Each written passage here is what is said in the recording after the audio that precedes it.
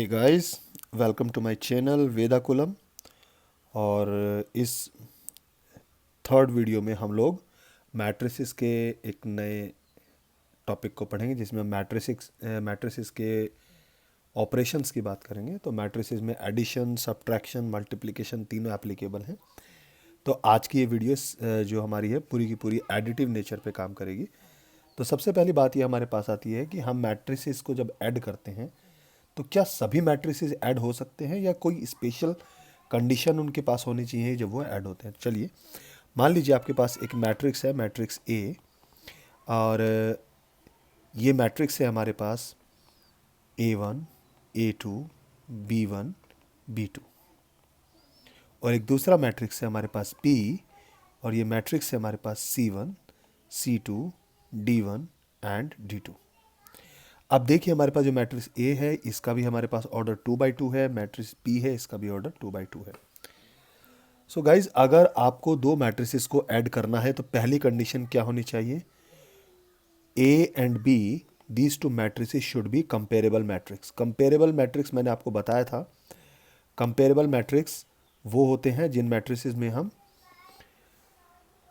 Order जो होते हैं वो सेम होते हैं। देखिए इसका भी ऑर्डर 2/2 है, इसका भी ऑर्डर 2/2 है, तो हम इन दोनों मैट्रिसेस को ऐड कर सकते हैं, इवन हम उनको सब्ट्रैक्ट भी कर सकते हैं। तो जब मैट्रिसेस को ऐड करते हैं तो हमें किस चीज़ का ध्यान रखना होता है? मैट्रिसेस के एडिशन में हमेशा ध्यान रखिएगा कि जो एलिमेंट टू एलिमेंट ऐड होता है, फॉर एग्जांपल जब ये वाला एलिमेंट होगा ये इसी एलिमेंट से ऐड होगा, ये वाला एलिमेंट इस एलिमेंट से ऐड होगा, ये एलिमेंट इससे एलिमेंट होगा, और ये एलिमेंट इससे ऐड होगा। यानी जब आप इनको ऐड करेंगे तो ये बनेगा A1 plus C1, A2 plus C2, B1 plus D1 and B2 plus D2। अगर मैं इनको सब्ट्रैक्ट करने जा रहा हूं तो A1 minus C1, A2 minus C2, B1 minus D1 and B2 minus D2 अगर मैं इसको सब्ट्रैक्ट करता हूं तो ठीक है। तो ये हमारे पास मैट्रिक्स का एडिटिव बिहेवियर हो गया।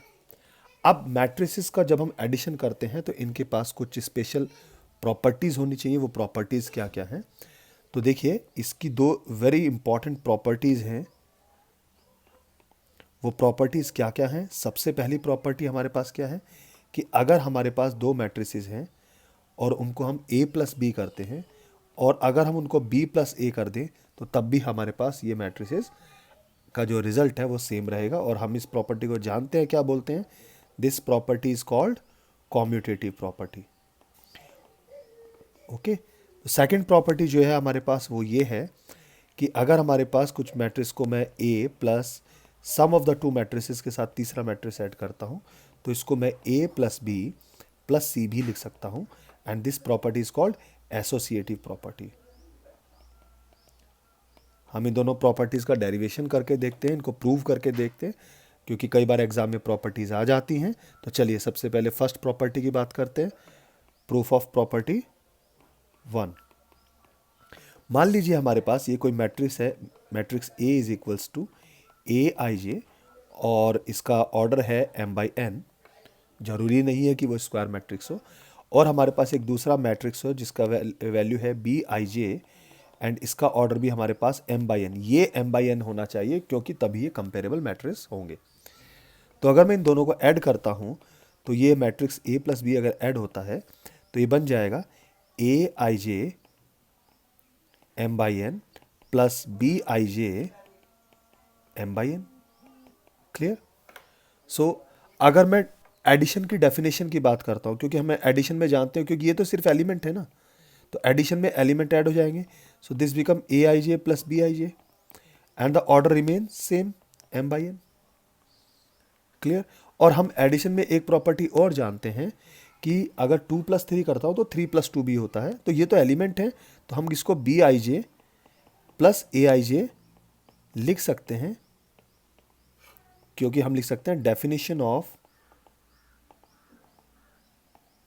Addition property. क्लियर? सो अब क्या, जब मैं इनको ऐड कर दिया तो मैं इनको अब सेपरेट भी कर सकता हूं, तो मैं इसको लिख सकता हूं BIJ प्लस AIJ, और ये तो हमें पता ही है इन दोनों का ऑर्डर m/n ही है। तो BIJ we know that it is B and this is A and this has to be proved.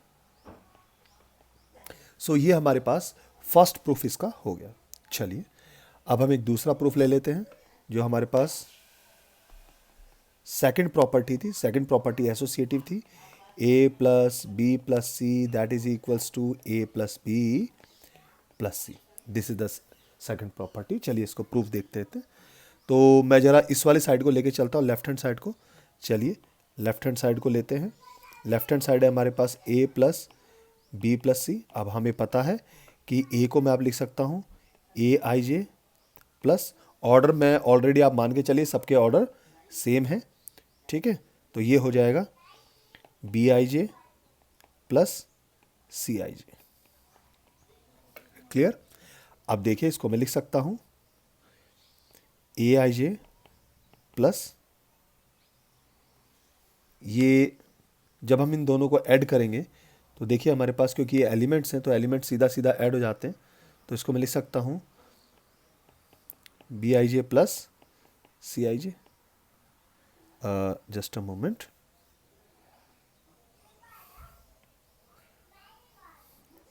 ये हम हटा देते हैं इसको, यहाँ पे ये वाला ब्रैकेट लगा देते हैं.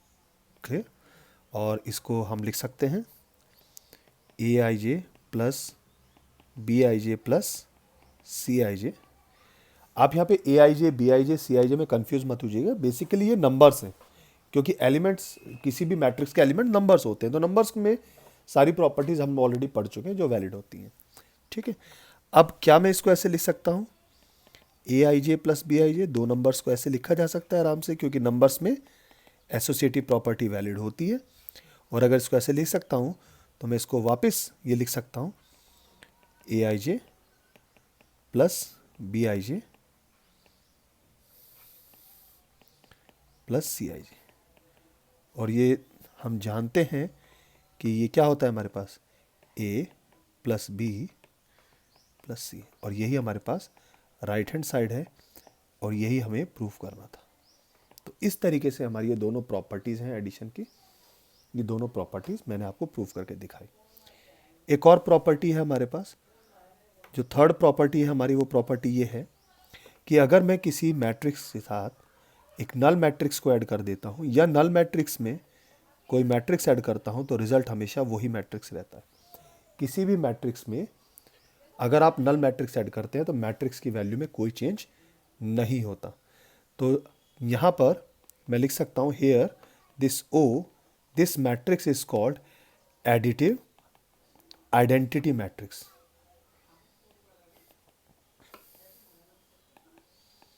ये ध्यान रखिएगा, हमारे पास नल मैट्रिक्स को एडिटिव आइडेंटिटी मैट्रिक्स कहते हैं. ठीक है, इसका भी प्रूफ आप आराम से कर सकते हो. चलिए मैं इसका प्रूफ करके दिखाता हूँ आपको. ये मैट्रिक्स कैसे हमारे पास प्रॉपर्टी सेटिस्फाई होती है. अब A को तो मैंने आपको बताया था AIJ, और मान लीजिए A जो है that is equals to AIJ और जो O है नल मैट्रिक्स है that is equals to BIJ. Order same होने चाहिए क्योंकि हम यहाँ पे इनको ऐड कर रहे हैं. तो लेफ्ट हैंड साइड की बात करते हैं that is A plus O. This can be written as AIJ plus BIJ. Order are same. So मैं इसको लिख सकता हूँ AIJ प्लस BIJ. ओके. अब इसको मैं चेंज भी कर सकता हूँ क्योंकि नंबर्स में जो आपका कॉम्यूटेटिव है वो एप्लीकेबल है. क्लियर. सो इसको मैं क्या लिख सकता हूँ, इसको मैं लिख सकता हूँ BIJ plus AIJ and that is equals to O plus A. तो आपको देखिए इसके साथ ये वाली प्रॉपर्टी प्रूव हो गई. अब देखो इसमें एक चीज़ और भी है हमारे पास. अब देखिए since BIJ is equals to 0, क्योंकि नल मैट्रिक्स का हर एलिमेंट 0 होता है, तो मैं इसको यहाँ पे क्या लिख सकता हूँ 0 plus A that is equals to A. तो हो गया प्रूफ. क्लियर. चलिए प्रॉपर्टी नंबर 4. इस प्रॉपर्टी के थ्रू हम किसी भी मैट्रिक्स का निगेटिव भी कैलकुलेट कर सकते हैं. सो निगेटिव ऑफ अ मैट्रिक्स यहाँ पे हम कैलकुलेट करेंगे. देखिए क्योंकि हमारे पास दो मैट्रिक्स मान लीजिए, अगर हमारे पास एक मैट्रिक्स ए है और उसके साथ एक दूसरा मैट्रिक्स एक्स हमने ऐड कर दिया, उसका रिजल्टेंट एक नल मैट्रिक्स मिलता है, तो इसका मतलब ये हुआ कि X should be equals to minus A, तभी जाके नल मैट्रिक्स मिलेगा। तो यहाँ पर इस एक्स को हम क्या करेंगे, एक्स को बोलते हैं हम एडिटिव इन्वर्स मैट्रिक्स, और ये किसका होगा, इस ए का इन्वर्स होगा, एडिटिव इन्वर्स ऑफ ए। और ये बहुत इंपॉर्टेंट प्रॉपर्टी है। और आपको बता देता हूँ एक नोट, मेरे जो टैगलाइन होती है जिसको मैं हमेशा खतरा बोलता हूँ, तो इसको ध्यान से रखिएगा कि जो हमारे पास एडिटिव इन्वर्स होता है, जो हमारे पास माइनस ए होता है, negative inverse, is a unique and it always exist for each matrix. ये बहुत इंपॉर्टेंट है। Clear, it is unique and exist for each matrix. Clear, इसका एक मैं एग्जांपल आपको देता हूं, देखिए ध्यान से समझिएगा इसका। मान लीजिए अगर आपके पास कोई एक मैट्रिक्स है, वो है -1 5 9 2 3 0, और आपको निकालना है x, where x is minus है। तो आपको कुछ नहीं करना है, आपके इन जितने भी एलिमेंट्स हैं इनके साइन चेंज कर देने हैं। ये हो जाएगा 1 -5 -9 -2 -3 एंड 0। क्लियर, सो ये हमारे पास का आंसर आ गया। अब देखिए इस एडिटिव इन्वर्स ऑफ ए जो हम बात कर रहे हैं, इसका एप्लीकेशन क्या है। चलिए क्वेश्चन लेके चलते हैं। क्वेश्चन हमारे पास ये है कि अगर हमारे पास ए ये है 2 5 9 3 एंड बी आपको दिया हुआ है -1 2 3 -9, then find the additive inverse, find the additive inverse of a plus b। तो हमारे पास a और b दोनों दिए हैं, उसका एडिटिव इन्वर्स निकालना है। तो देखिए इसको सॉल्व कैसे करेंगे हम मान लेते हैं कि a प्लस बी का जो रिजल्ट है वो c है, तो इसका एडिटिव इन्वर्स कितना हो जाएगा। So additive inverse of a plus b, it means minus C. तो हमें माइनस सी कैलकुलेट करना है, तो सबसे पहले आप सी निकाल लेते। C is what, A plus B. So आप ए की वैल्यू रखिए 2 5 9 3, इसमें ऐड कर दीजिए -1 2 3 -9। और मैंने आपको ऐड करना बताया था, एलिमेंट टू एलिमेंट ऐड होते हैं, 2 प्लस माइनस -1, दूसरा एलिमेंट हो जाएगा 5 plus 2 9 plus 3 and 3 -9। So I hope आपको ये वाली लाइन समझ में आई होगी। क्लियर, ठीक है। तो चलिए अब इसको अब सॉल्व कर लेते हैं। तो ये बताइए कितना हो जाएगा हमारे पास। 2 - 1 is 1, 5 + 2 is 7, 9 + 3 is 11, 12 and 3 - 9 is -6। Clear, इसका मतलब आपके पास सी आ गया। और अगर आपके पास सी आ गया, so therefore -c is equals to minus of a plus B. So additive inverse कितना हो जाएगा, साइन चेंज हो जाएंगे, -1 -7 -12 एंड +6। सो ये आपका आंसर बन जाएगा। आई होप आपको ये समझ में आया होगा। इनकेस आपको कोई डाउट होता है या कोई एक ऐसी आपको एक्सरसाइज करते टाइम कोई प्रॉब्लम ऐसी आती है जिसमें आप एडिटिव इन्वर्स नहीं निकाल पा रहे, तो आप इसको मुझे कमेंट सेक्शन में भेज दीजिए और मैं इसका आपको आंसर दूंगा। चलिए अब मैं कुछ ऐसे क्वेश्चंस देता हूं जो सीबीएसई में सीधा सीधा यहाँ से बन के आए हैं, इसी एडिटिव इन्वर्स के कंसेप्ट पे। चलिए एक क्वेश्चन ले लेते हैं। क्वेश्चन ये है कि अगर हमारे पास कंडीशन दी हुई है 9 -1 4 -2 1 3 and this is equals to a plus 1 2 -1 0 4 9, then find a। और ये आपको बता देता हूँ, ये सीबीएसई 2013 में आई हुई प्रॉब्लम है।